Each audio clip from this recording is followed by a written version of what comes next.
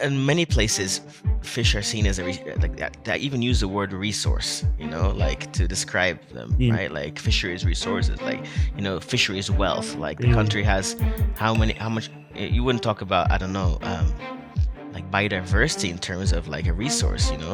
So I feel like with aquatic mm, animals, we still struggle to see them as wildlife in the same way. They literally can't grow any vegetables where they are. Like they can't grow anything, right? yeah, And they were under criticism. Like they basically only eat animals where they are. And there was some like vegan yeah, push, like some external forces trying to like tell them, hey, you guys should not hunt all of these wild animals. And they were saying, well, actually, we have to, any vegetables we get, we have to the carbon footprint of it, and also flying it out, and the cost, and I guess the only thing we can do here. So mm, it's about also tailoring your advice to not everything works for everyone. Telling people to make mm, lifestyle changes when they don't have the option, I think, is insensitive, inconsiderate, and probably unethical too. I was fortunate to find a fully paid for master's degree in Europe.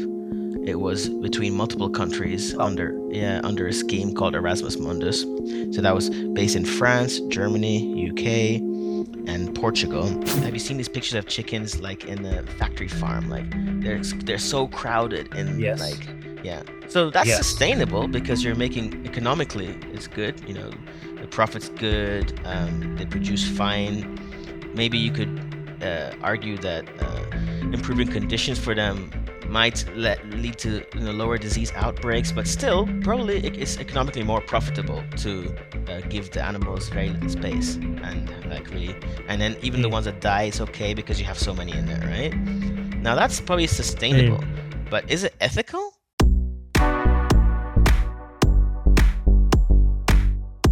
Welcome to Working with Wildlife, where I, your host, Jaden Lunt, speak to experts and enthusiasts in different fields of nature to find out how and why they do what they do. Ethics can be a touchy subject, but it is an important topic to cover and consider because it impacts so many different parts of wildlife and life in general. Today's guest is the director, founder, and lead researcher at Ethical Seafood Research. He holds advanced degrees in applied aquatic ecology and has over 15 years of experience internationally with fisheries and aquaculture. Gaining recognition for his seaweed farming in Zanzibar, his passion and advocacy extends to community engagement, public education, and policy reform. Now, in this episode, there is a slight issue with the audio on my side, disappointingly so, but the guest audio still sounds fantastic. I know you're gonna love the episode. So without further ado, please welcome to the show, Wasseem Emam. Welcome to the podcast, man. This is going to be an awesome conversation. I'm really looking forward to this. First off, you're in Spain at the moment, and you said the day's looking pretty nice today, eh? Yeah, not a bad day at all today. Yesterday was grayer, so today is a bit lighter. Yeah, but thanks for having me. I'm really excited to be here and to talk more about the different wildlife experiences and so on. Yeah, this is going to be real cool. I'm looking forward to getting into. You are the founder of Ethical Seafood Research, Yeah. which is an entity that obviously the name is pretty self-explanatory, which is good. Self-explanatory names are good, but we're going to be getting into the ethics, your personal story, and like what's going on in your world on the other side of the world, in comparison to Australia. But presently, what are you doing for work? See. So as you said, I founded a nonprofit a couple of years ago called Ethical Seafood Research. So I identified that there was a gap really in the what we call aquatic food, since seafood is a bit limiting. It's not just marine derived products, but there's so little consideration of what fish feel, and we consider them as products really. And I thought the ethical aspect of seafood production was missing, and that's where I I mean, decided to focus my efforts. So currently we are a team of seven. Actually, we're spread around the world, and we have projects on the ground working with farmers to help improve how fish are farmed in key countries of operation. Yeah. Mm. When did this start? When did you found this? So officially, just over 2 years ago, but the idea was in my head for the last 3 or 4 years. I've been working on fish welfare issues, and I'd already had some idea about the some of the concerns that are around farming fish at high densities and in certain environments and so on. Where did you like come up with this idea? And why do you think it's a problem? Like fishing, you hear overfishing is like it's spoken about a lot. Maybe I'm wondering like what evidence is there. Maybe we can get into that a little bit later. But how did this idea come about for you?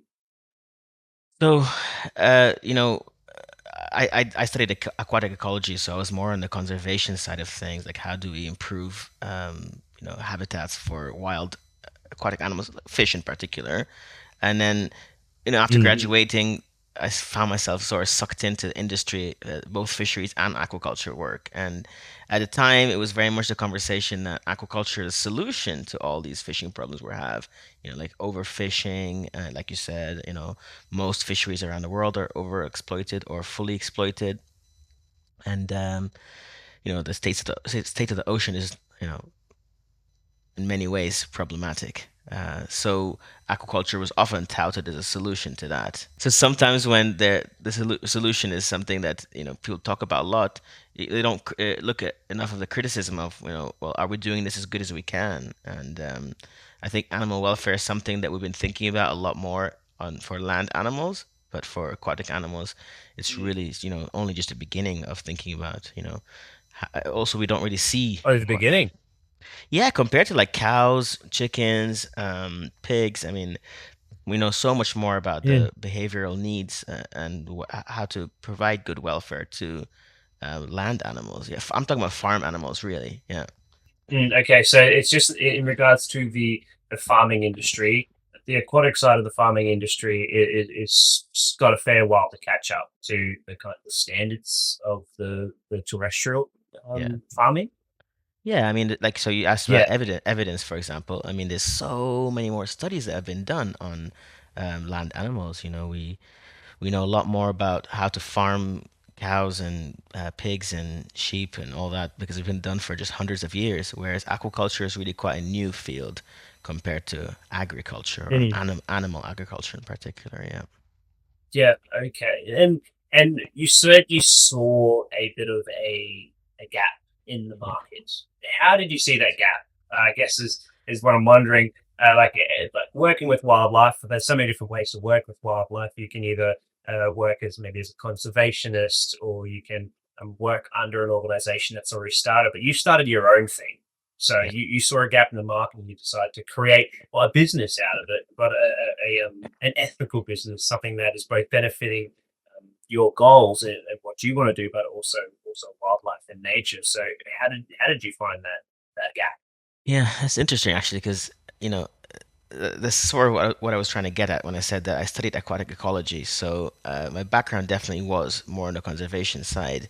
But the thing with and I wanted to work with fish. I knew that I really liked fish and working with fish and being around Mm. them and all that. So I, uh, in many places, fish are seen as like that. That even use the word resource, like to describe them, Mm. right? Like fisheries resources, like fisheries wealth. Like the Mm. country has how much. You wouldn't talk about, I don't know, like biodiversity in terms of like a resource, So I feel like with aquatic Mm. animals, we still struggle to see them as wildlife in the same way.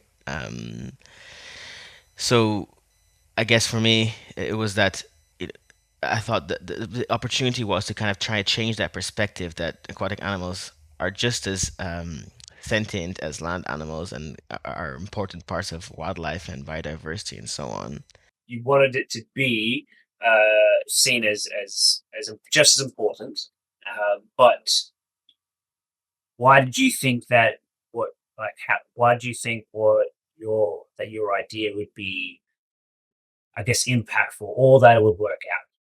I mean, I saw that more and more people were asking questions about where, the fish that they're eating comes. Okay, right. Let's keep in mind that, the authorities are always pushing the ones that deal with like food guidelines, like what we should be eating, there was a big push for many years, and there Yeah. still is in many places. Like fish was part of the answer to good health, right? So, even people who are vegans or vegetarians, fish was one of the few things. Like, so yeah, that's where pescatarianism came from, and so on, right?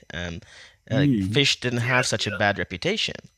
So many people were turning to fish, and then more questions were being asked, like, okay, where is this coming from? Is this sustainable? And as the transition to more and more farming happens, again, it questions. Well, I feel that any animals that are under our care, whether you're a zookeeper, whether you're a farmer, whether you're, I don't know, someone who keeps like snakes, I guess in your case, and other animals, we have a responsibility to look after them, right? We have a higher responsibility. Yeah. They're directly under our care to Yeah. give them the best conditions, let's say, that we can. Yeah. I mean, at least not put them in bad conditions. That's my personal take, right? So Mm. Right. having transitioned to farming fish and having, most of the seafood now comes from farmed as opposed to wild catch, um, that gives us more um, responsibility to do that properly. So that's the gap that I saw, really, Mm. that it's not just like Mm. That going, yeah, go ahead. that higher calling to responsibility for what is under us, kind of thing. Exactly, exactly. Yeah. Okay, that's cool. That's cool. And with this idea and the gap mark you saw, what is it just like a day in the life at ESR look like? What does that look like? So one of the really nice things about our work is that we actually do have on the ground projects. So it's not just, like talking about issues that we're disconnected from. So we have an office in Egypt, in the heart of the Nile Delta, where most of the fish farming happens, and I have a team there that are, Right up. are often out working with farmers, working with fish or shrimp or various species are being farmed there. We have the same in Kenya, so we have programs where we work with farmers directly. In Tanzania and Zanzibar, we also What is have. what Go does ahead, sorry. work with? Work What with. does work with? Yeah, like when you say work with, what does that actually look like? Yeah. So we build relationships with farmers, right? So, for example, when they have issues, they know that we can help them. They say, "Oh, my fish aren't feeding as well." So we say, "Okay." Um, we go to their sites. We take some samples. We look at the water conditions. We look at the feed that they're giving. We look at their notes. So we're trying to always get them to keep notes, better records, because then we can trace when problems arise. If mortalities happen, we take samples and send them to a lab and see, what's the source of that outbreak of a disease. Or is there something here that, can we learn from that? But almost always there's Yeah. some kind of water quality aspect. The fish never start dying, even if there's a disease issue. It's always the water deteriorating that leads to them actually getting sick. And Okay. yeah, yeah. So that's what we find in the So the environmental qualities, yeah. the main factors in food sickness. Absolutely, because it just makes them more susceptible to diseases that are already in the water. I mean, most Mm, of these pathogens are there. It's not, totally. yeah, yeah. Yeah. And you keep Yeah, fish, that that, so that, you well, know that that. makes sense. Exactly. Yeah, yeah. I was like literally thinking that. I was like, yeah, well, that makes sense. I mean, all through my years of research and looking in just in the Korean hobbyist industry, it's like, yeah, water quality matters. Water quality matters. Absolutely. I kind of apologize. I kind of cut you off before. You were saying, you've got a base or operations to some extent in Egypt, in Africa. You Yeah, so said Tanzania, yeah, I think is where you got to. Kenya and Tanzania both we have operations, yeah. Yeah, so that's the main three. I mean, we have other smaller things, but maybe it's not worth talking about. Although, maybe for your audience, like we're starting to work with sturgeon, which is quite interesting, but I can come back to that later. Yeah, go ahead. Okay. Over to you. Yeah, yeah. Yeah, I was just thinking like again, like the Tanzanian cichlids, which is an aquarium like, hobbyist, popular fish. So yeah, that's really cool. Uh, to to know that you're working in those kinds of areas. What kind of challenges do you see wildlife facing? Obviously, there's like you see a general challenge, But what are some specific challenges that you personally are seeing and you believe be vital to find a solution to, or at least worth considering? Yeah. So I guess I'd have to. I would be. It'd be rude of me not to select something from an aquatic world, since that's the one I, feel very strongly about. But I would actually say that in general, even during my studies, it was the issue that I found most disturbing. Is this idea of like animals encroaching on human territory or human areas, and like elephants in Africa or India, where they're close to human habitation, and it becomes a problem for humans, and even tigers. I Yeah. always thought Yeah. well, I always felt like this, they have equal right to be there. I know that we're the priority, but this encroachment part always used to bother me, I have to say, and still does. Like when I hear farmers killing elephants because they're like destroying their lands or whatever, and it just feels like there has to be a better way Yeah. to manage a situation like that. Of course, that doesn't affect me personally because I don't work in areas like that. But I was just saying to you that Yeah, that was one of the wildlife issues that used to get me the most. Like how do we uh, deal with that sort of situation?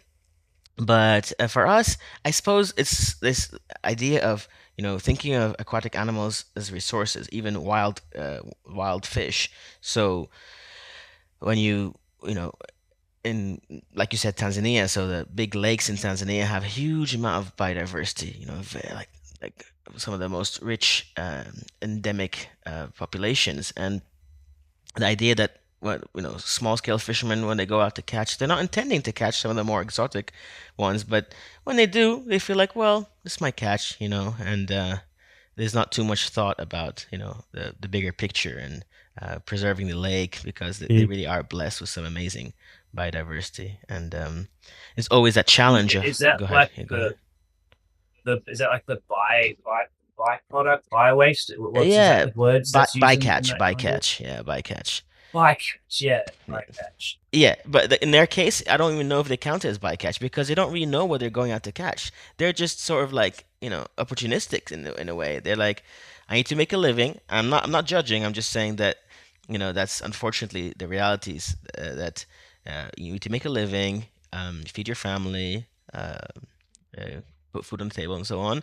So you go out there thinking, well, I hope to catch something that I like to eat, but if I don't catch that, I'm not gonna just release whatever I catch. Even if it's something that I don't even know if it has market value. I'll find a way to cook it. That's many fishing communities have this like attitude. I'm Yeah. talking about really small scale communities in like places like Lake Tanganyika, Yeah, for example. it's Yeah, kind of sounds like personal experience kind of involved in this because this 100%. this really does sound like you are learning and listening to the farmers because this is a perspective that isn't often spoken about. So, can I ask, why do you think that understanding the perspective of the people that are actually fishing in these smaller kind of industries, or even maybe in the large scale, but understanding these farmers, why does having that relationship matter in your work? I mean, we talk about stakeholders all the time. Stakeholders, and if we want to bring about change, we have to work with the people who are the main stakeholders. And there's uh, trying to create policies or standards or things for people without involving them is just never going to work. It's just never going to follow those, let's say. But I think also I believe in behavioral change, and I believe that people want to do things better. There is a motivation to improve in general, and sometimes it's just a lack of knowledge. That people don't realize that, oh, okay, I Yeah. actually could do this Yeah. instead, and it has benefits for me. So I think that engaging the people who really are on the ground and are working with wildlife directly are the ones that uh, we work with them so that they can work better with the wildlife. Yeah. Yeah, we're talking about wildlife. What has been some standout moments of like wildlife moments out in the bush, out in the wild, and like you had a connection or an interaction, whether it's small or big. Uh, but maybe even you learn something in that moment, or you appreciate it really deeply. Something. What does anything like that kind of come to your mind? What comes to mind when I say these things? Um, so I think one of my earlier scuba diving experiences was in I can't Sipadan in Malaysia, and the island. So it's on the in a part of Malaysia, Borneo, which is split between Malaysia and Indonesia. There's a really well-known diving spot there called Sipadan, and it was actually one of my earlier experiences. I think I was maybe a bit too like beginner to really appreciate it, but it was still amazing.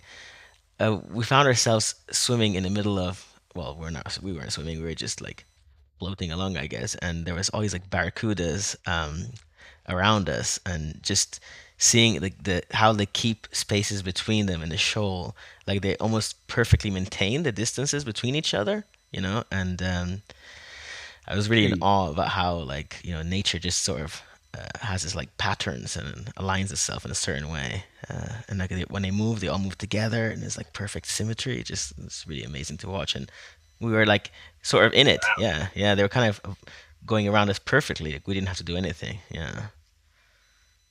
And for those who might not know what a barracuda is, what is a barracuda? Obviously, it's a fish. What Yeah. kind of fish is it? As a predatory fish, it's pelagic. It's a schooling fish, so they really have to school in order to perform many of their functions. Yeah. It's a fish I have a lot of Mm. admiration for, and marine fish, of course. So go ahead. Sorry. Yeah. Pelagic. I've heard the word. I have forgotten the word. What is pelagic? So they're not benthic or demersal. They're off the sea floor, so they're like they use the water column quite freely. Like they can't really use uh, a sea floor, for example. They have to be moving in the middle of the currents. Yeah. So like Okay, so sardines, a mackerels, pelagic tuna. fish is quite in the center top kind of portion Exactly. of the aquatic column. Exactly. Yeah. Yeah. Okay. Cool. Okay, and that stood out to you. You obviously fish, so it was quite a standout moment because you know fish are in the water, and then and seeing kind of how it said that nature has shapes, and some kind of like symmetry, or would you say connectedness in nature, For or sure. evidence of something greater than just nature? What do you see in that? I mean, I guess I'm biased because of what I studied as well, right? So if you studied a bit of ecology, especially behavioral ecology, and you see that, the sort of things that are passed down from, parents to offspring in birds, the famous experiment that Tim Bergen did in the 60s, I want to say, he showed that the babies of this certain bird species, when it's born, it knows that it has to peck its mom's beak in this particular red dot, and and if it doesn't do it there, the mom won't release the food. And like how are they born knowing to do that? So those kind of things have always been fascinating to me. I guess that's kind of what I was thinking, like referring Mm. to when I was talking about like the greater patterns or just things that animals do naturally. Okay, we can talk about if it, Mm. bringing it back to fish. Eels. Maybe your audience or yourself knows a bit about eels. Eels, we still don't understand their life cycle very well, but we know that they're born in the Sargasso Yeah, I've Sea, heard which is in that. the Caribbean, and they migrate all the way to Europe. They fill part of their life cycle there, and they always go back to where they were born to spawn again. And it's just something that no one's ever really understood. We have evidence of it, but Yes. yeah. And salmon are the Don't same. get it. Salmon, Yeah, I mean, I know salmon again, a massive migratory animal. Big deal. You said that still little is known about salmon. You were saying like eels, I forgot the exact species or eels. eels. Eels the one, and then but you mentioned something about salmon as Oh well. yeah, I was just saying because like salmon are anadromous, and is it eels are catadromous? I always confuse those two, but like You have to break that word down for me. I was is seeing. like basically they live part of their life cycle in uh okay, let's take in the case of salmon, they're born in freshwater uh rivers usually. sometimes lakes too, but Mhm. mostly in rivers, like quite upstream. And then that's when they're young, so they're basically safe in the river environment until they get to a certain size where they can migrate to the marine environment, to the sea. So they'll swim uh, downstream. Yeah, yeah, 'cause, yeah, downstream to the sea, and that's where they'll grow and live their lives, and everything. They basically also change their physiology to tolerate salt water. And then when they get a bit older Mm. and it's time for them to spawn, they'll swim back to where they were born in the river. So they'll swim upstream, like they'll Mm.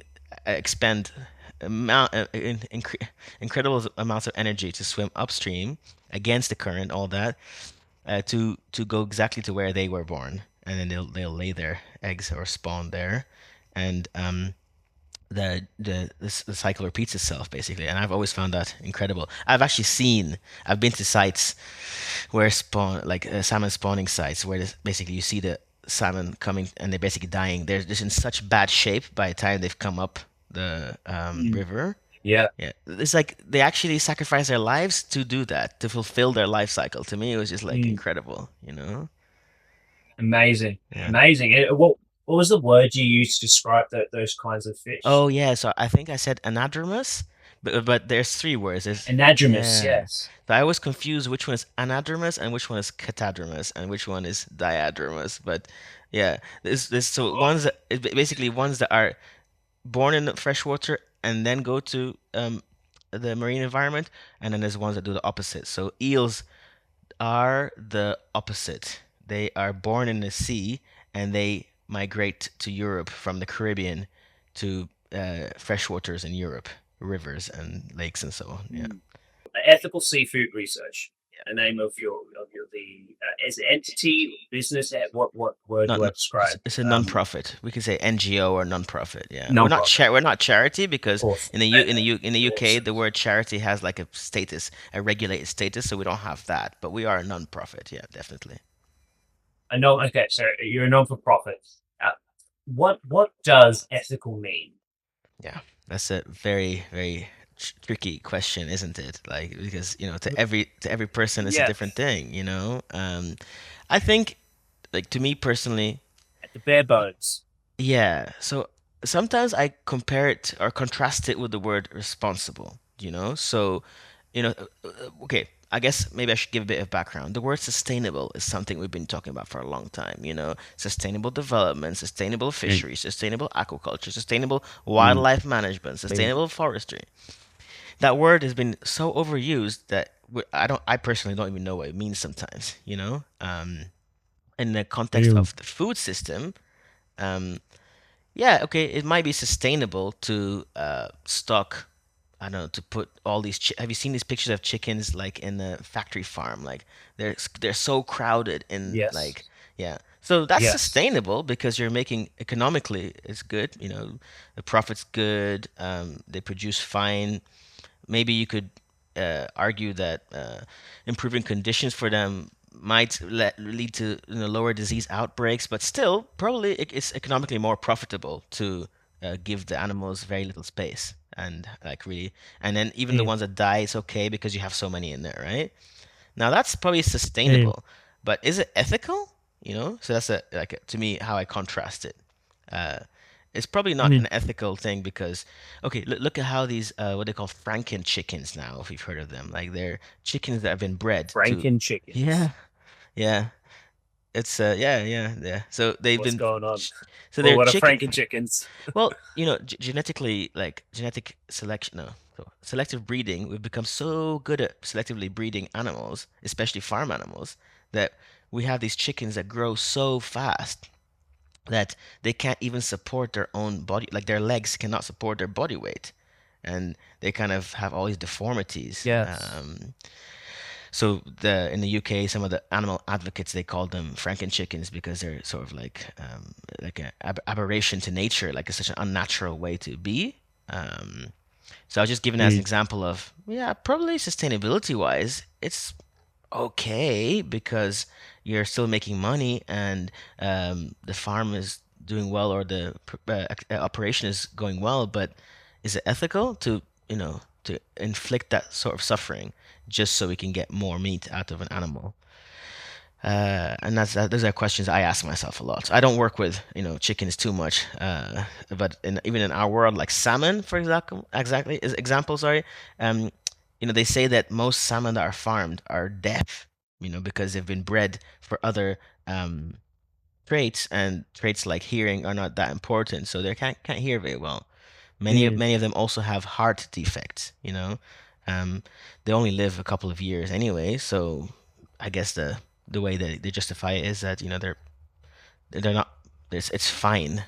But is it fine? I do believe that if we're going to eat animals, we have a duty, again, like I said to you about this, like we have a duty to care, like a high, I think you said a higher calling, as Mm. you put it.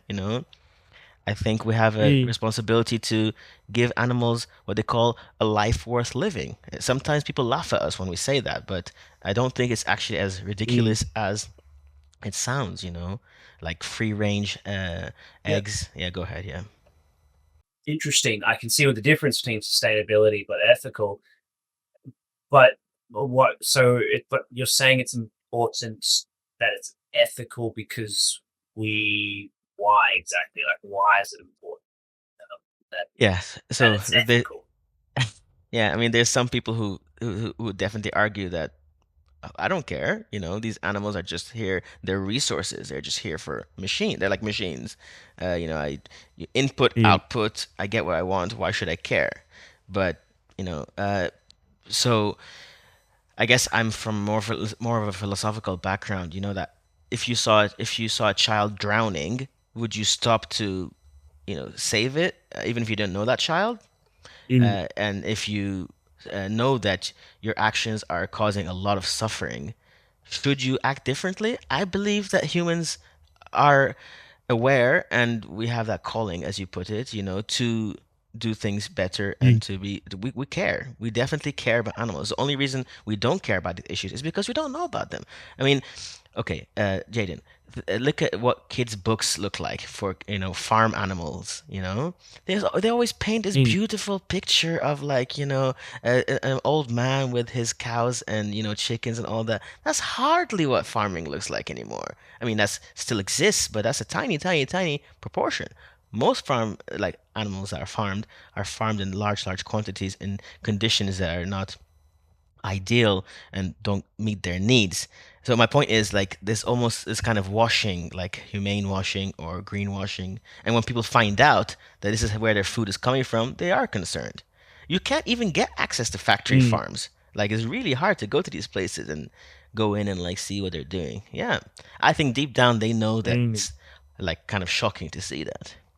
Can I ask, what do you think is like the foundational issue with people's difference of opinion or thought of how we should operate and respect or interact with not just wildlife but also our farming the animals within farming. Like, what do you think that the difference or couple of the differencing of opinions are at a bare bones kind of level? Because, like you said, ethical, like it's hard to describe, hard to talk about because there's differencing of opinions. Yeah. And he said that people don't care because of lack of knowledge as well.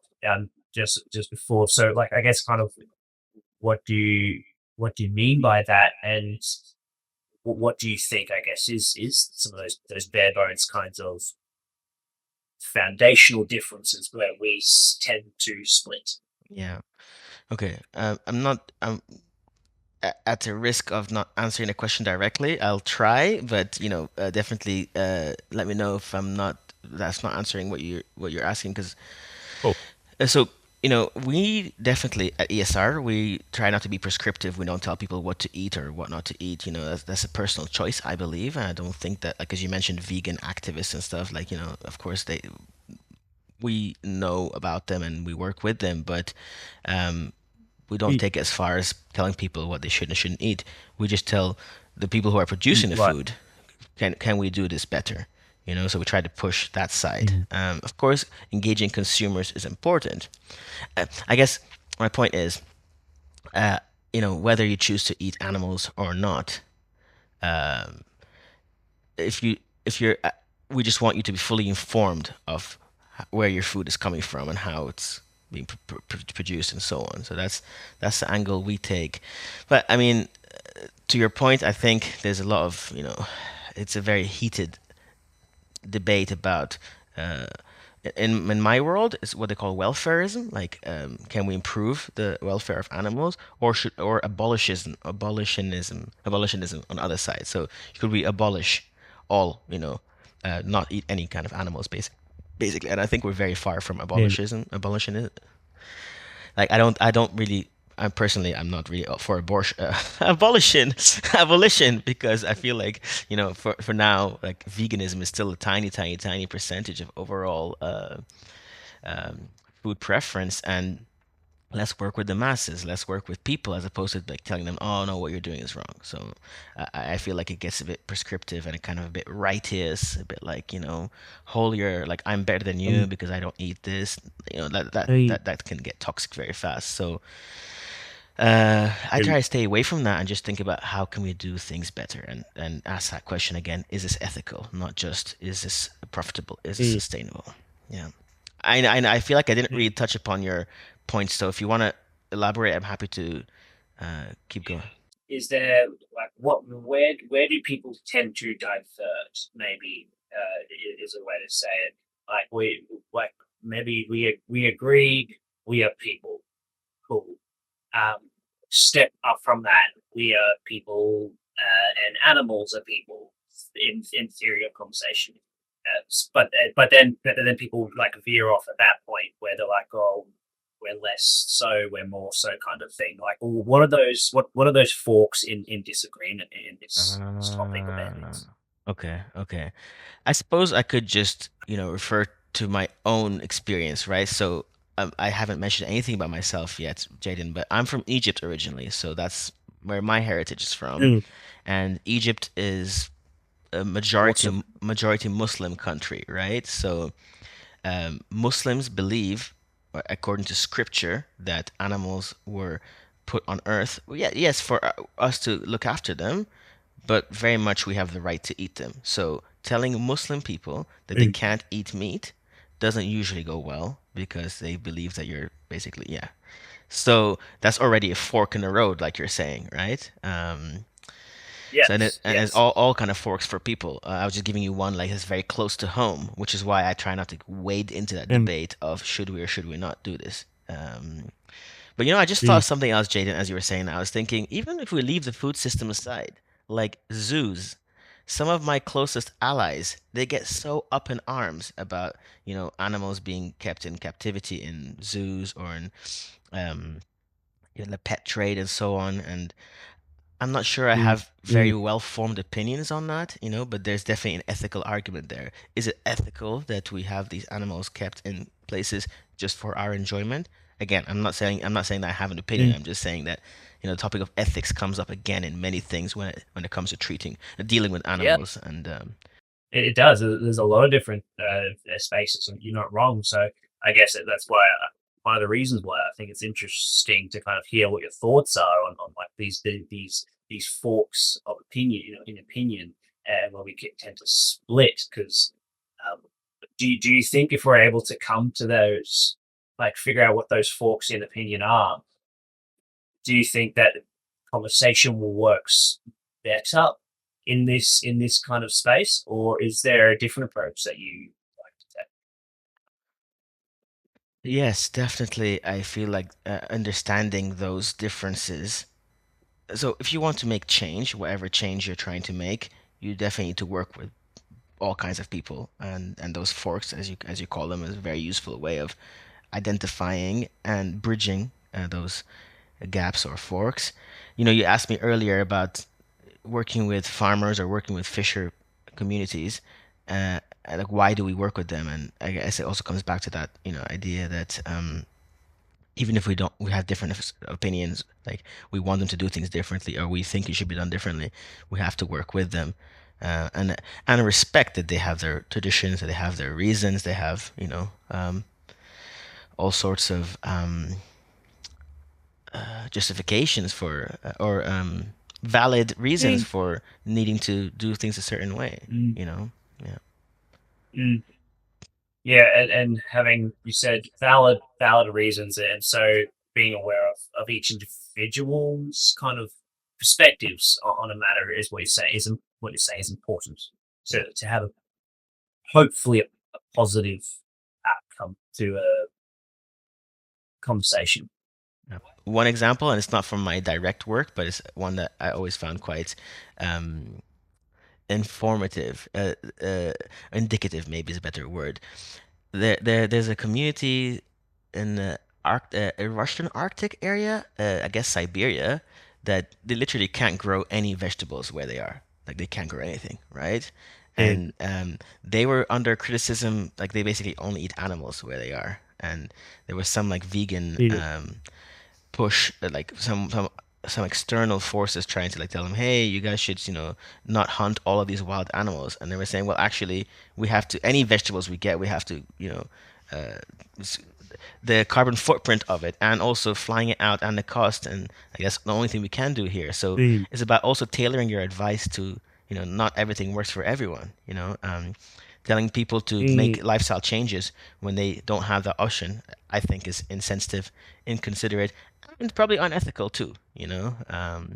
So I just saying this another flip side to it is all I was thinking. Yeah, Yeah, yeah, absolutely. Yeah, that's very interesting. But I didn't think about that as well. The challenge of that because yeah, it's kind of hard to grow a cucumber when seed freezes before it starts. exactly. Yeah, it's really been pretty tough.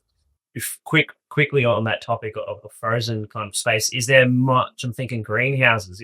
Is there much kind of a successful idea or approach to greenhouses in these colder environments? Yeah, so I mean, I just gave that example because it was someone that had given that story in a seminar or webinar that I had attended, and I thought, oh, that was a really interesting example of how some solutions just cannot be,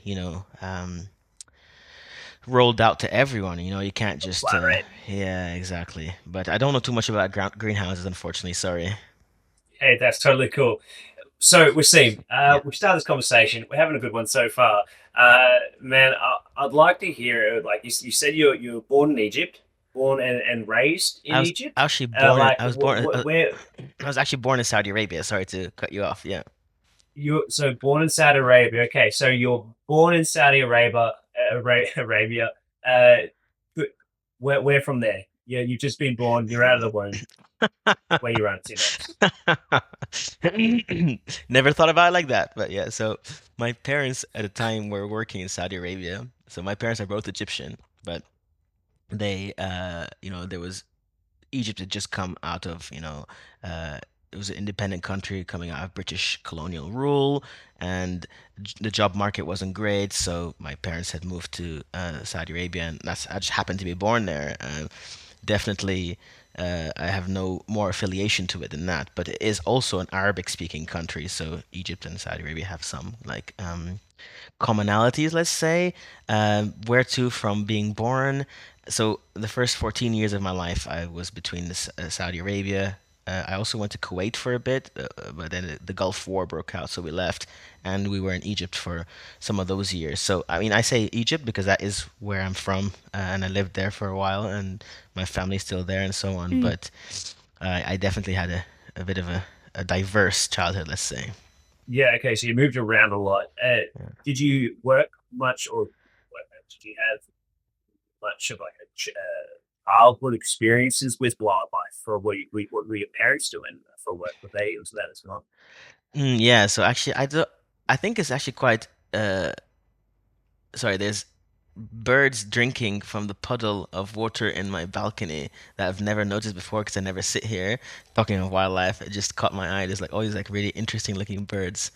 Um, Sorry for that segue, but Neat.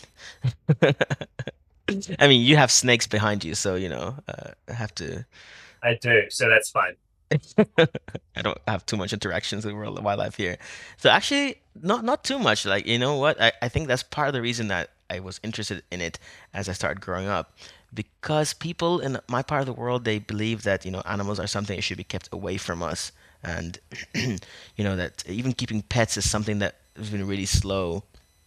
Uh, Many people don't like. Interesting. Yeah, yeah, yeah. So my parents don't have anything against animals, but I don't think we used to go like to nature really. Actually, we don't even have that much nature. For us, the desert is nature, and it's not the most Mm. welcoming, hospitable environment. We used to go camping sometimes, and you'd see like the odd fox, and that would be exciting, and some Mm. gazelles, Oh, but not so much. gazelles, we don't have Yeah. any of those kinds of animals.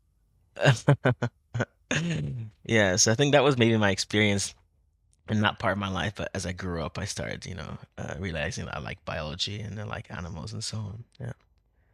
Okay, as you grew up, is like a realization, kind of not because you had it when you were younger, but because you didn't have it, and you're like, and you did you have any maybe influences like wildlife wise? Well, when you were younger, did you like to read books by someone specific? Did you watch DVDs of someone? Like it's wildlife, you have to know a little bit about something to gain, I guess, interest in it. So what were those Yeah. somethings? Yeah. No, I mean, I feel it's a bit cliche, Jaden. Sorry, but like, of course, I'm a David Attenborough fan, and I grew up listening to, well, watching, but listen to his voice, I should say. But definitely nature documentaries. Like now, I watch them with my son, and I wonder if he takes it in the same way I do, because he gets scared of things. Whereas, like for me, seeing animals attack other animals or running after them, like it was fascinating. I never felt scared. I felt like this is natural. Mm, So I don't know if he's just like of a mm. different disposition to me, or if I was weird. I don't know, but yeah, I used to be fascinated by like what animals do naturally, and the Yeah. absolutely, and reading books. So I used to get lost. Do you remember the days of encyclopedias when people used to actually just like pick up a book from a Yes. yeah? I used to just get lost in Like an a encyclopedia. thick one. Yeah. Yeah, like now, of course, anything you just Google online, right, and you look it up. But I used to Mm. just like pick an I don't know, E or whatever letter, and I just start reading, and like especially things about nature. Used to always get me, and things like not the Guinness Book of Records, but there was like ones that were just about animals and all the cool things that animals can do. Those were the things that always caught my attention. And they are the same books that I also try to buy my son, like subliminally, uh, getting that message in there. Yeah, Yeah, yeah. I was wondering, like, like you've got this obviously a very big part of your life with wildlife and working in the fishing industry and ethic and the ethics and that kind of thing. How do you kind of bring in your son into that? Like, are you how do you, I guess, parent, or what do you focus on with the knowledge that you have? yeah. So that's actually one of the things I was thinking when I was talking about zoos. That like I actually have to keep like from some people in my professional life, I don't even tell them that I take my son to aquariums because they're like, "How could you, even though you know the aquariums are this and that?" Like again, I don't have a strong opinion about it. It's like there's many aquariums that they actually just take rescue rescue fish and rescue sharks and all things, right? That from ones Mm. that have like lost a fin, ones that have all sorts of things. And so I don't want to like just judge all aquariums badly. And even then, I still believe there's an educational role that they play. And I haven't done the studies to Mm. know whether it's overall something bad for animals or not. But like I try to stay away from things that I don't know for sure like are good or bad. But my gut instinct is that it can't be that harmful. If these places are Mm. providing suitable environmental enrichment, are feeding animals Mm. appropriately. Probably dolphins, I feel a bit more strongly about because, do we really need to have these shows like where animals perform? Like, I don't know, you Mm. know? So maybe that one I feel Mm. a bit more strongly about. So, like if my son said like he really wanted to go to it, might have a conversation and tell him, but look, I don't really love these, places that do that. But in terms of my work, he's a bit young still, but I do plan to, explain to him the different aspects that go into where food comes from. Definitely get him thinking Mm. about that. You know, okay, you like to eat this fish. Where did this fish come from? What did the people who caught it catch it have to do in order to it to arrive on your plate? So just to be aware. I don't think I'd Mm. say to him, no, don't eat this. Just so he can grow up like with a bit more of a critical mind. Yeah. Yeah, yeah. And so, well, you said that grab a critical mind. So, critical thinking is an important part of this of figuring out our place here on Earth. And maybe it's a massive jump from a kind of statement from just a small comment, but critical thinking is important. Yeah. Obviously, in this, how does one even critical thinking? How does one even think critically? Okay, I mean, I guess I was actually, yeah, you're right. It's a huge jump because I was actually just really thinking of something very small. Okay, so I remember saying to him like a year or two ago, like just out of curiosity, I said to him, "Where do you think bananas come from?" He really likes banana, so I said to him, "Where do you think bananas come Mm. from?" And he said, "From the shop." Where they go from? Yeah, the shop. And I'm like, "Okay, where do you think the shop gets them from?" He's like, "From monkeys." And I'm like, "Yeah, no, monkeys eat bananas if anything." And like, just I mean, that's normal. Like he's very young, but um, I think most people don't think about that, especially young people. Why would they, right? So we even take them to farms. We tell them, okay, yeah, the milk comes from the cow. The eggs come from chicken and so on. But fish. No one really talks about how fish are caught and all this, and or farmed. Like, remember that I'm very much focused on the farming side of things. At least fishing is easy. You just go with a net, Mm. you catch them, and it's kind of easy to understand.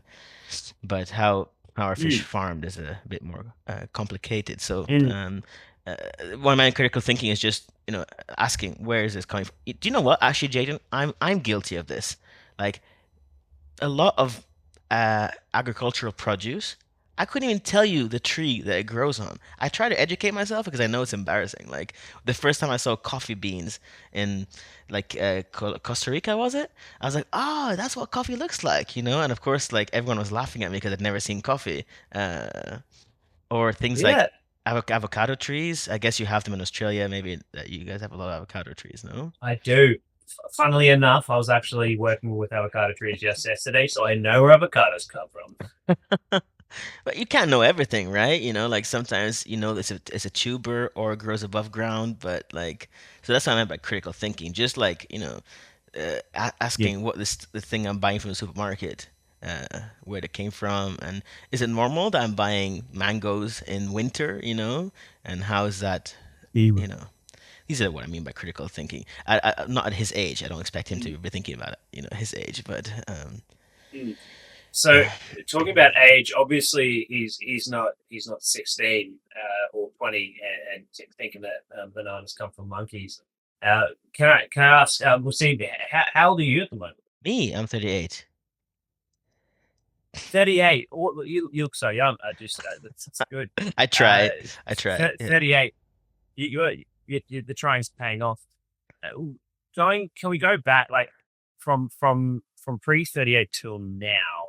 Sure. What have been maybe more so for your uh, maybe teens, 20s, and after small moments that it at that time it was like maybe a really challenging kind of decision for you to make. What do I meant to do with this? Do you go there? Do you go here?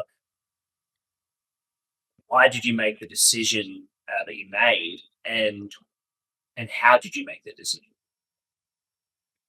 Are we talking about just across all my life, like things that decisions I've made and Yeah, well, I guess yeah, because maybe if I specify it, that make it easier for you. Like in regards to your career in wildlife and working with wildlife, because yes, life is a very big thing. There's lots of decisions we make, but more so specifically with your career with wildlife and now a founder of ECR. So that's kind of also what I meant. Sure, yeah. So, I think my first job out of university was with.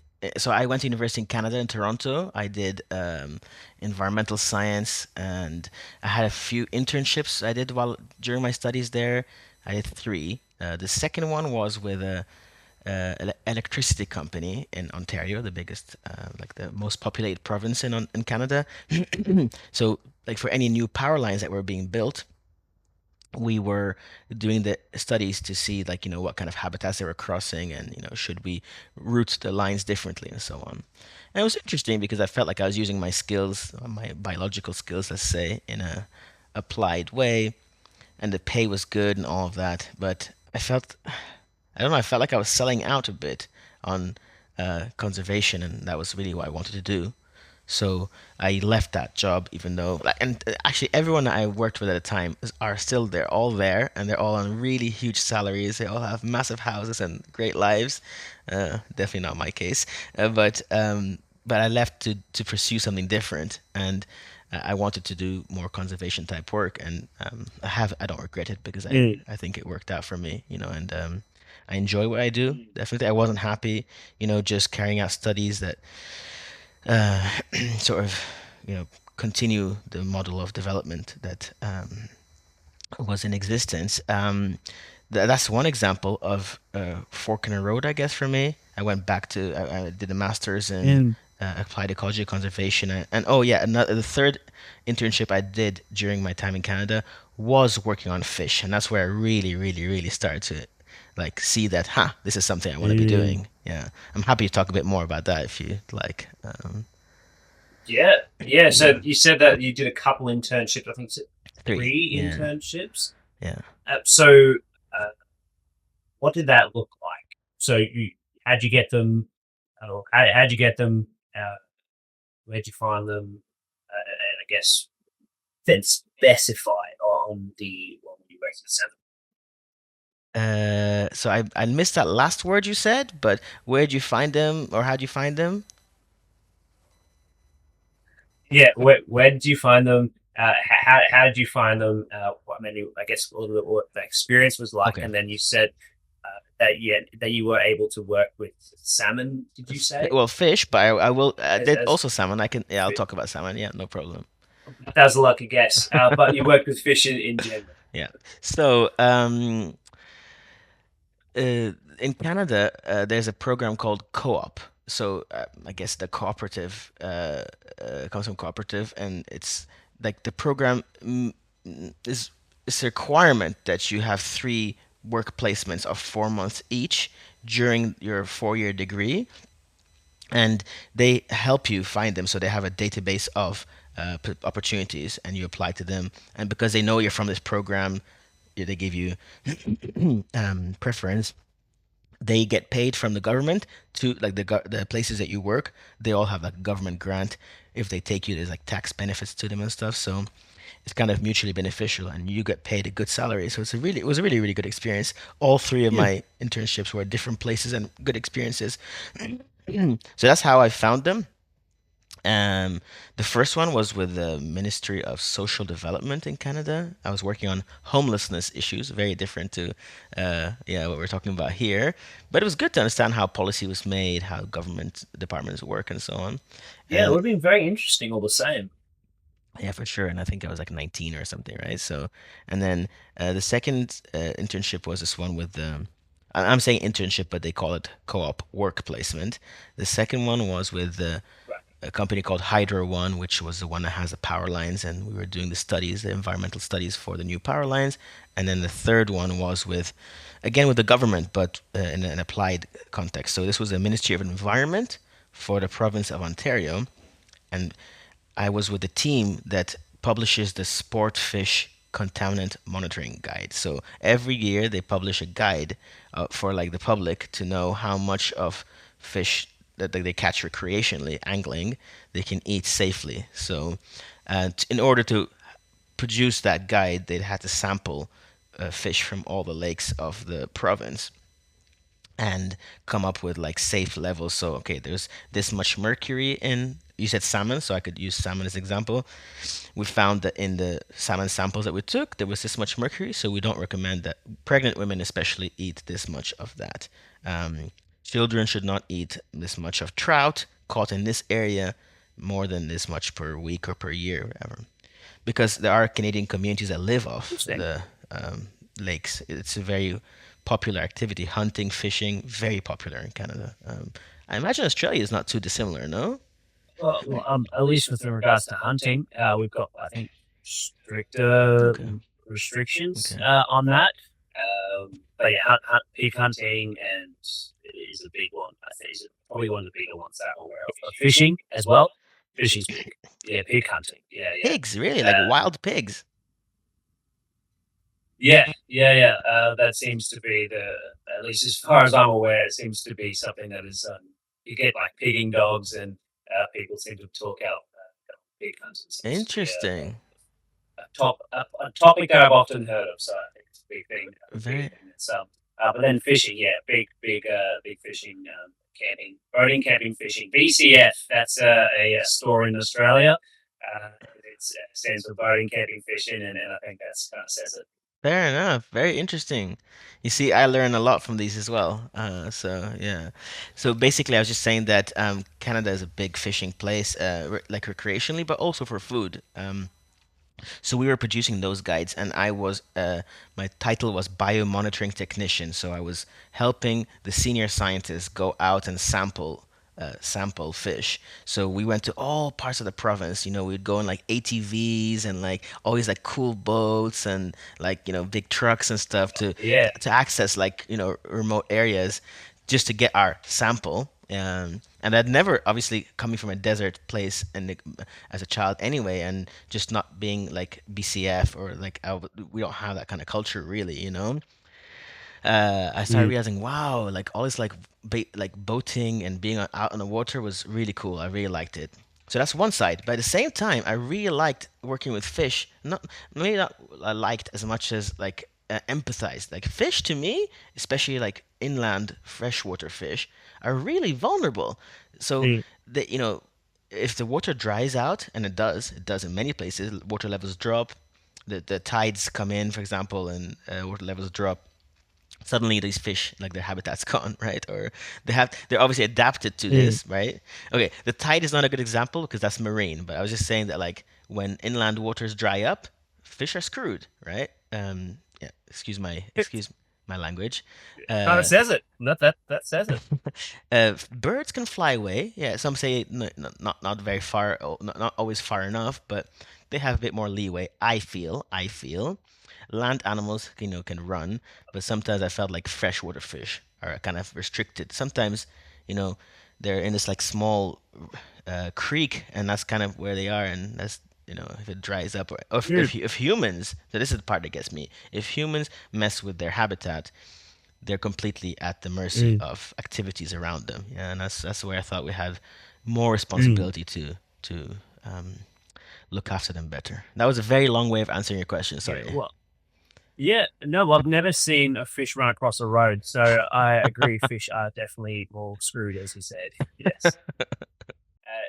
Yes. That with that internship, you said there's a big fork in the road. It sounds awesome, like an awesome experience. You kind of didn't have that outdoorsy kind of wildlife interactions growing up, but then you had this internship, and you're like, hey, I like that. Absolutely. Down to the smallest details, by the way. So, like, okay, this sounds really silly, but my supervisor told me like he had these cool sunglasses, like some kind of Oakleys, I guess, but they were polarized. And he told me polarized sunglasses you can see better in the water. I guess you know this because you're from a place where you guys are outdoors a lot. And I was like, oh, cool. I can even get like specialized sunglasses.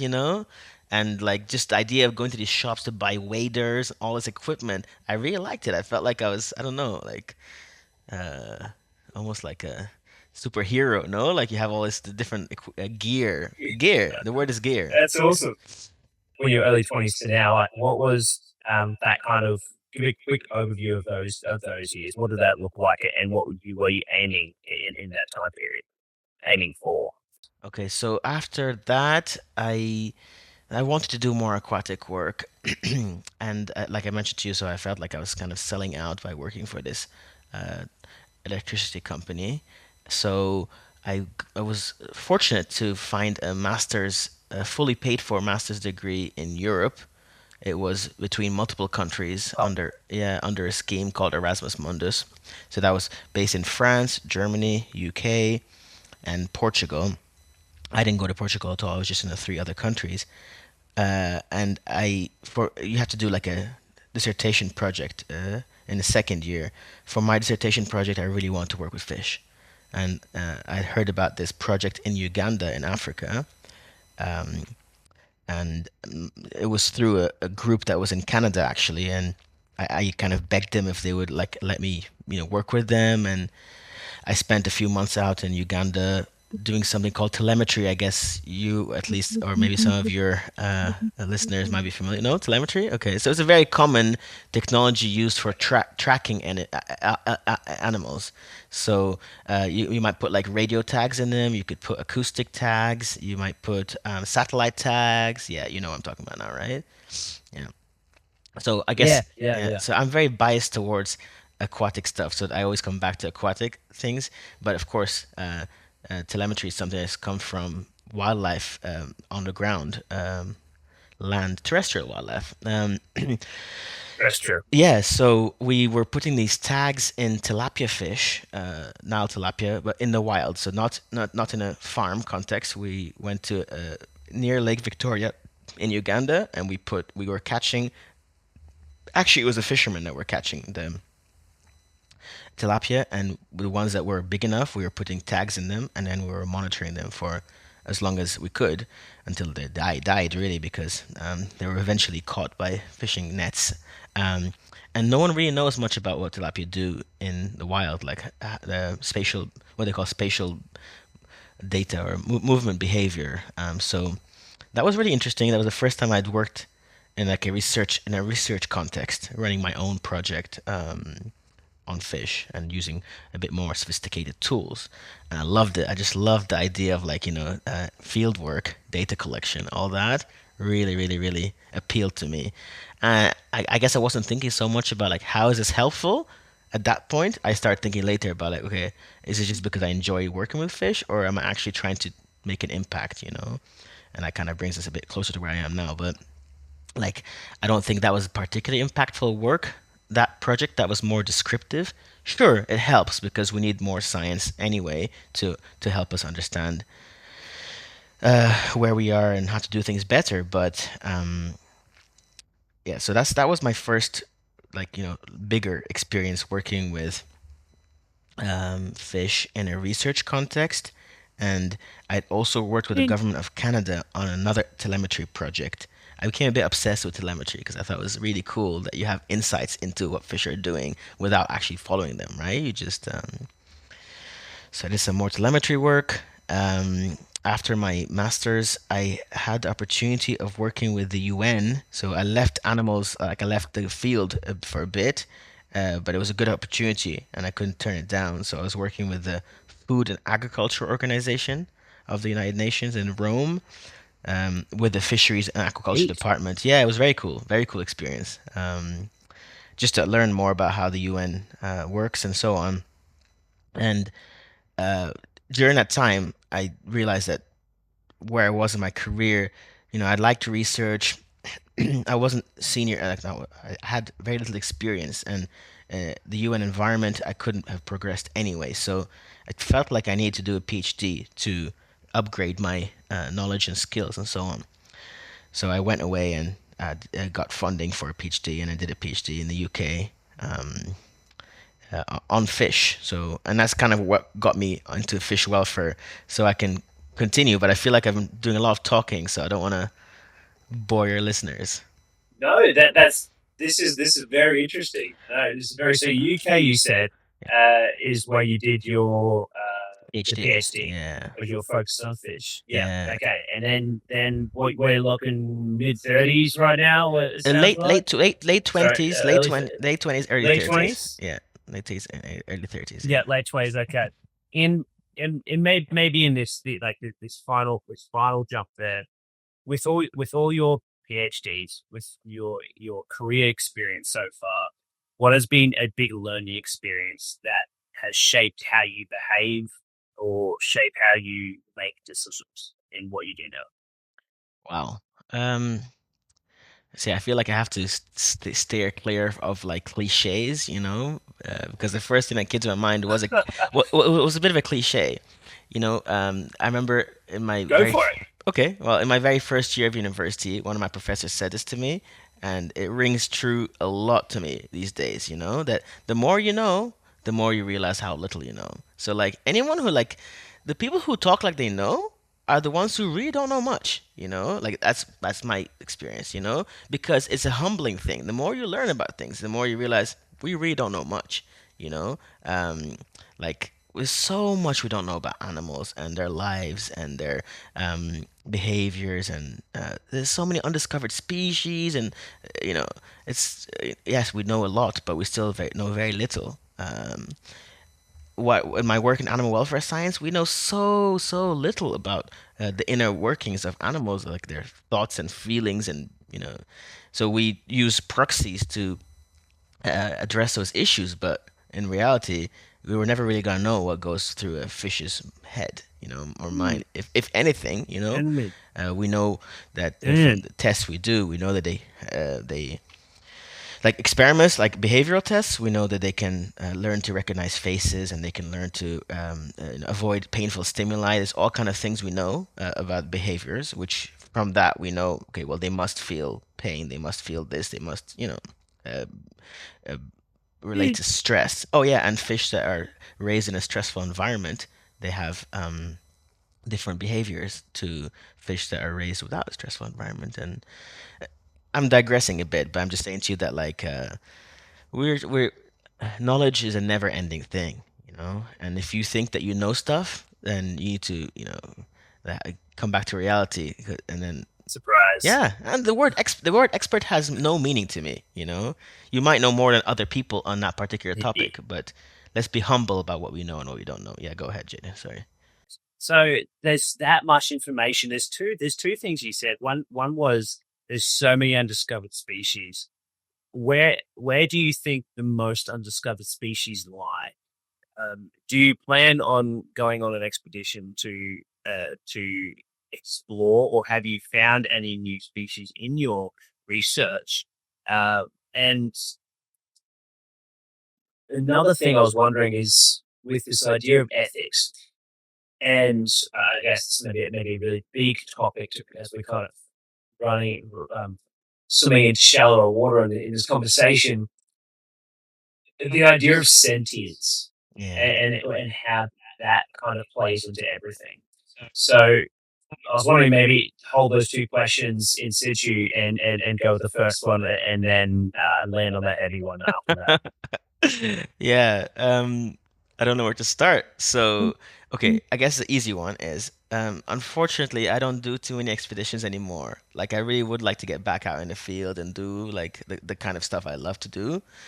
Uh, Yeah. Definitely never discovered any species. I know people who have, and actually, in our part of the world, like in the Middle East, in North Africa, there's a lot of species that are undiscovered. In fact, there's many species. It's a good news story, because there's many species that people think have gone extinct, but it's just because there's not enough surveying that goes on, and when they do surveys, they realize, oh, wow, we just found this like fox or this gazelle. Yeah, yeah, yeah. It happens a lot because we don't have enough resources A to whole gazelle. like species. Yeah, yeah, yeah, yeah, yeah. As one of my close Wow. colleagues, actually, like someone I studied with, he has a paper out not long ago about they rediscovered something that they assumed had just disappeared, but it's just because the government doesn't invest in like regular surveys, aerial surveys or terrestrial surveys, and there's areas where it's not safe to go. Like the army doesn't allow people to go for various reasons, and as a result, we've not actually been able to know whether these animals are still there or not. Anyway, that was kind of a nice story that sometimes we would discover that species that we thought had gone extinct are still around. Do I know anyone who's discovered a species? Probably like a couple of insects. Yeah, I know some Brazilians. And to your point, so Brazil would probably be one of the places where I think has the highest number of undiscovered species. Um, just off the top of my head. Really? Yeah, for sure. The Amazon, all of Yeah. South America is incredibly rich. Yeah, go ahead. Sorry, Jaden. What do you think makes an environment? You kind of touched on it a little bit. What makes an environment kind of more prone to undiscovered species? So the denseness of the habitat. So actually, I was thinking just as you were saying that, I was actually gonna say, that there's undiscovered peoples in the Amazon. Like there are tribes that have been, I think the word is uncontacted. So we know they're there, but we Mm. haven't contacted them because we know that from history, whenever we contact tribes that have never been around civilization, modern day humans, we end up killing them because the Mm. diseases, you know the stories, right? So there's Mm. loads of this. Mm. I don't want to say loads because it's not an area that I know about, but there are tribes in the Amazon for sure that are uncontacted. They monitor them from far, like using drones, just to check to learn about them and to see how they're doing. But there's very clear policies around not contacting them because it can end up being quite detrimental. So if you keep that in mind, if these tribes are uncontacted, then clearly there'll be animals that are uncontacted or unfound or right. So what Mm. make what makes um, an area more likely to have unfound or undiscovered, I don't know what the right word is, species? Okay, let me tell you this. I've flown over like from the south of America to the north, like across the Amazon, and it's just this endless, endless, endless amount of vegetation. Again, maybe it's striking for me because I'm not from there, right? So I'm from a desert area. Yeah, we see a lot of desert, but when you maybe Australia has some of these dense vegetation areas too, but Canada does actually. But like you see so much vegetation. Like yeah, they're clearing a bit of it for soy plantations and for agriculture and so or grazing and so on. But there's still a really a large amount of uh, dense cover. We couldn't clear all that, even if we wanted to. It's just so much there, and accessing it is not easy. So there's no roads, there's no real entry points. To create roads, that also requires a lot of infrastructure, and it's a good thing. I mean, it's not a bad thing that we don't know what's in there. It's just Yep. I'm trying to get across the message that it's a huge area of land. It's not just like a forest. It's a massive, massive, massive, massive part of one of the biggest continents, right? That's just Amazon forest. So there's bound to be areas that we haven't uh, been to, and animals tend to have like adaptations to microclimates. So it might be, insects that are closely related to Jeez. other Yep. insects, but they're still new species. So it's not like we've never seen this kind of worm before, but it's a different, yeah, version, right?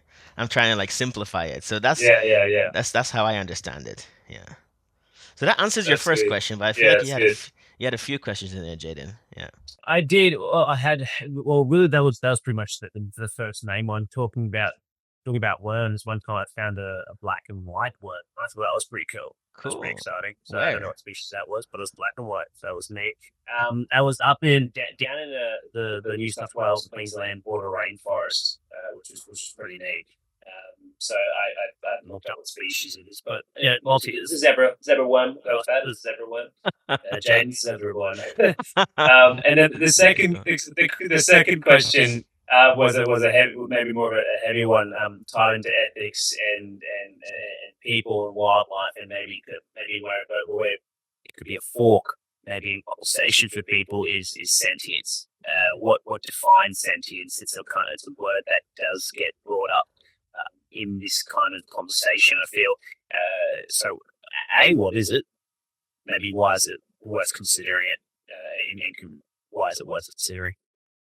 Yeah. So it is actually a word that, even though it's really crucial to my line of work, I try to sort of avoid getting into those debates just because people have all sorts of feelings about it.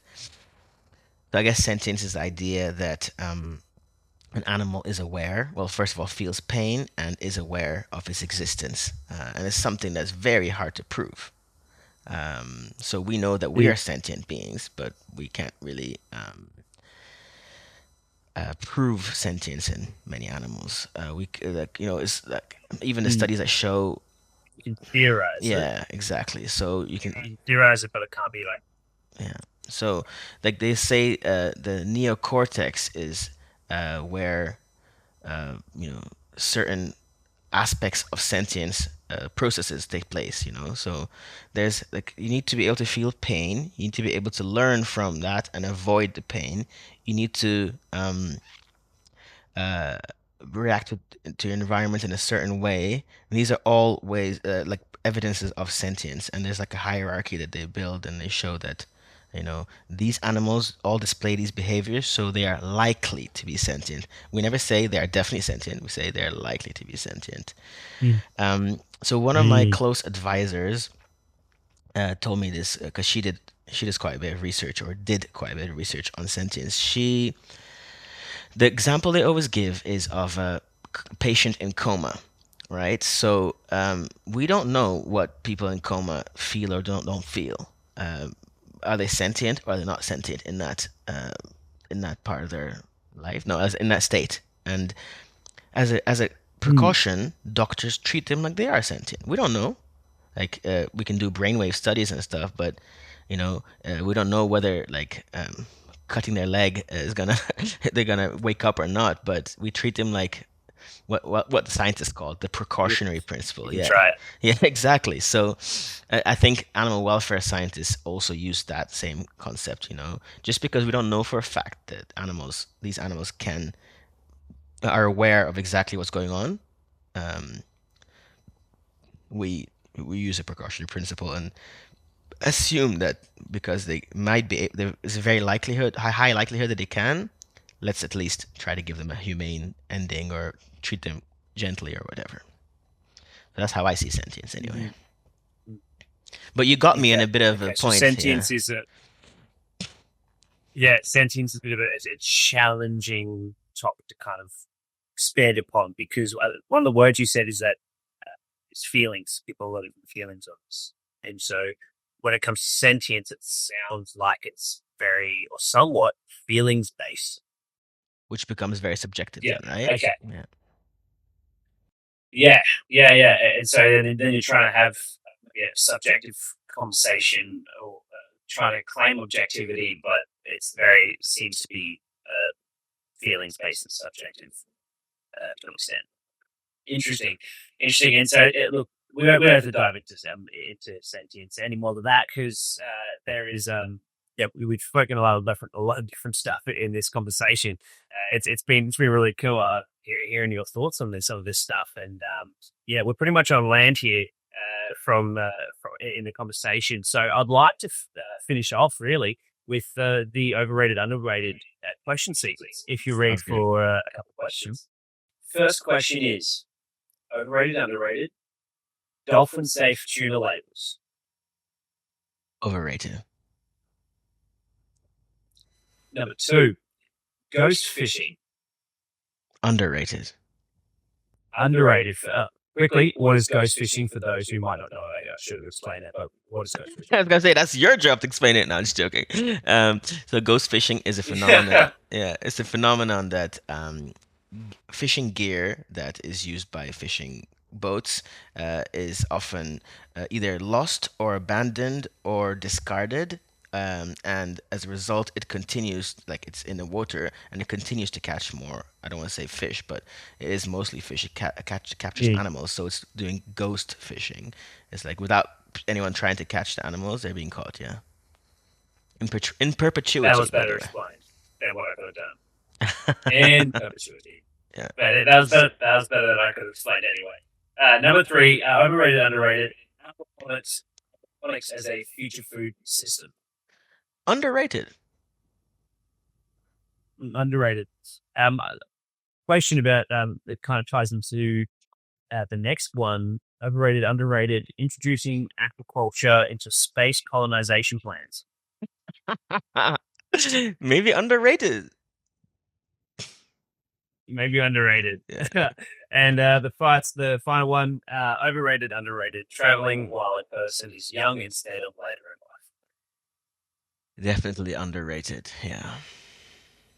Definitely underrated. And if there's this place that someone should go to experience wildlife, where do you think they should go? Wow. So I'm trying to take my son to this like on a safari in either Tanzania or Kenya or South Africa because I never went to anything of that as a kid and I think it's just super cool. And I think for his age, he's not even like 5 yet, but for his age that might be suitable. But I was thinking like Amazon would be cool if like when he's older, a bit older, and can can hike and stuff. It'd be really cool to take him to Brazil or Mm. Colombia or like in the heart of the Amazon and like see like what a real jungle is, you know? Like I went to Costa Rica and for a few rainforest experiences and it was just amazing, amazing. The amount of wildlife and sounds. Like the sounds of nature are incredible. That's Mm. true nature to me. Not true, but that's like the most extreme version of nature. It's so, so, so cool. I've heard great things about Costa Rica, and it's a place that I would like to visit as well. But that's a place 100%. where you'd suggest Costa Rica and everywhere else that you suggested. Amazing. Well, Wasim, for those who want to get in contact with you or learn more about what you do, where should they go? So I am pretty active on LinkedIn. I don't know if that's something that your listeners use, but yeah, I'm always available on LinkedIn. Just by my name, you'll find me. I'm fortunate to not have too many people with my name and the spelling. We also have a website, so you can go to ethicalseafoodresearch.com and go to our team page there and contact me, or use the contact form that will come through to me. I'm active on other social medias too. I can give my email address as well. It just felt maybe a bit clunky for a podcast, but Yeah. Yeah, I'll put that all those details if there's any extra big stuff that you feel is too cocky to say, but that's going to go all down in the yeah, description of the video. So you send that through to me, and people can find you there as well. sounds good. Jaden, I do feel like I just need to do one thing justice. So, I heard about your podcast through colleague of mine I studied with, and she said to me, "Oh, you should reach out to Jaden's and working with wildlife, and share with them about the activity book that we're working on, that she's been working on for us." So, can I do a shameless plug? Go ahead. Yes. Yes. Dude, absolutely. I'm so glad you called that out. That was one of the things that I wanted to speak to you about, and I lost that. But yes, tell us what's going on. This shamelessly plug away. Well, I mean, it's a bit different to our normal work, which I guess is why I wanted to plug it. So, she's a really good author of children's books. She's an ecologist like me by training, but she's really into like the educational side of things. And I always felt like, we talked earlier about, kids don't know where their food is coming from. Kids don't know much about aquatic animals. They just have this like fantasy side, like, oh, Nemo and Dory and all this. But um, how do we Mm. educate them about fishing and fish farming and things like bycatch in a gentle way, just like a gentle introduction. So she's come up with this really cool activity book that like kind of there's a character that you follow around and he has adventures and you try to like untangle ghost fishing, for example. You try to untangle animals from nets and you solve little puzzles and stuff. And I think it's a creative and cool way to get younger people thinking about these issues. So that's my shameful plug. That's coming out in next Yeah, month, awesome. actually. So the timing is great. Yeah. Okay, so it's coming out soon. That's fantastic. Okay, well again, any links associated with that book, send them through, Yeah. and I'll put them in the description. But is there another Yeah. shameless I plug for just you? realized I never actually gave the name of the book. It's called Underwater Explorers and Rescuers. Yes, yes, and we even talked about that in the pre chat, like the different names you're trying to figure out. But that name, I love it. It's a fantastic name. Thank you very much. So Thank you. again, for Underwater Explorers, that's what we finished on. Yeah, so it might be Underwater Explorers and Rescuers, but it's still gonna go out to like a final, editorial push. Like, yeah. Awesome. All right. Well, Wasim, thank you again, man, for coming on to today's show. This has been an awesome conversation. I've learned heaps, and I will be talking to you again very soon. No, thank you very much for having me. It's been a pleasure to talk about things that I really don't have much of a chance to even think about, and it's good to reflect back on your journey and so on. So thank you very much. It's been an absolute pleasure. Thank you for watching or listening to today's episode. I hope you enjoyed it. If you'd like to find more information on today's guest or more information on the podcast, you can find those details in the description below. Otherwise, I hope and look forward to seeing you in the next one.